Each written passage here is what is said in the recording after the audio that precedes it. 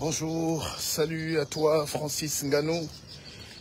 Je suis en train de faire une petite activité sportive primaire. Alors je profite pour sortir des conventions, cravates, tout ça pour te parler, pour te dire ce soir, écoute, t'es le boss.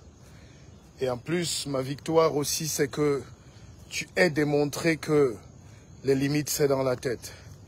Tu es en ton incarnation propre, la victoire de tous les Camerounais, de tous les Africains, de tous ces jeunes-là que tu vois là partout, que tu as laissés dans les carrières de sable, partout, dans les taxis, le sauvetage, la petite débrouille, tous les immigrés qui dorment sous les ponts à Paris, partout. Tu montres qu'on peut y arriver, Francis. Je n'ai pas de leçons à te donner, je n'ai même pas de conseils.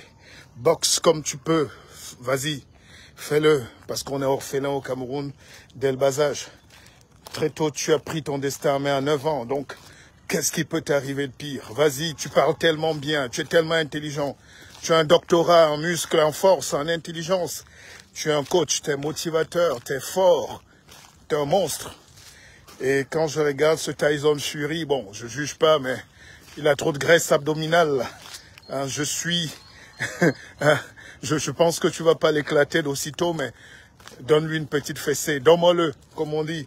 Hein? Il y a un ministre de Napoléon XIV ici qui disait « frappe-me-le ». Donc Francis Ngannou, vraiment, sincèrement, pour être plus sérieux, tu sais pas ce que tu représentes, c'est pas une récupération ni politique ni économique, mais tu démontres que tu es une lumière, mon petit. Tu démontres que tu es un champion hors catégorie. Et les rêves, c'est ce que je dis à mes jeunes, tu étais à Batier, tu ne savais jamais que tu allais... Enfin, tu rêvais de Mike Tyson. Aujourd'hui, Mike Tyson porte ta veste. Pas qu'il est petit, mais c'est l'humilité. Il veut te mettre au sommet. Et tu sais, les règles disent, si tu tapes ce type aujourd'hui, c'est toi qui prends la médaille de champion. Donc moi, il y a très peu de choses qui nous unissent au Cameroun. Il y a toujours un tribalisme sectoriel ou global. Mais tu es le seul Camerounais qui met tout le monde d'accord. Le tribalisme finit avec toi. La petite politique, les guéguerres, ça finit avec toi. Je n'ai écouté aucun mot méchant. Ça, c'est rare au Cameroun. Je n'ai écouté aucun mauvais mot sur Francis Ngannou. Les Camerounais sont toujours un peu titillants, un peu mesquins, un peu provocateurs, un peu... Mais avec toi, personne. Ça veut dire que tu es fort. Ça veut dire que tu as la stature, tu imposes, c'est ça le leadership. Tu me mets KO, mon petit, tu me mets KO. Parce que personne, je dis bien personne, n'ose dire un mot méchant sur Ngannou. Tu nous représentes tellement bien. Et j'aimerais même que plus tard, tu entres en politique. Parce que c'est ça aussi, quelqu'un qui peut fédérer tout le monde, c'est rare. Même les grands champions ont leurs haters. Plus tu es grand, plus tu as une partie des gens qui t'aiment pas, qui te rejettent, qui ne te comprennent pas, qui veulent pas. Mais depuis que j'écoute la toile, depuis que je lis, même en France où ils sont souvent réfractaires au succès des autres qu'ils n'ont pas fabriqués. Francis, je n'ai aucune écouté tellement costaud que je sais que ça c'est une force divine ça. Et ton histoire est notre histoire. On va l'arracher.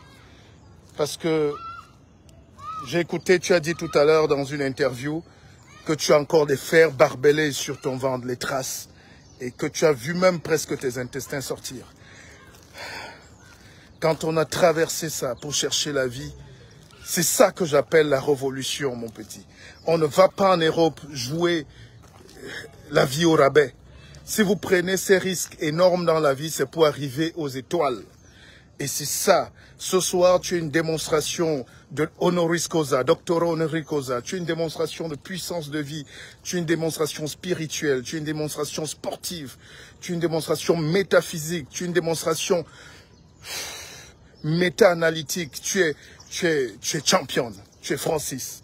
Et ça, de mémoire de jeunes ou de moins jeunes Camerounais. J'ai pas encore vu, j'ai pas vécu ces moments en Afrique où on a un champion sur le dôme du monde.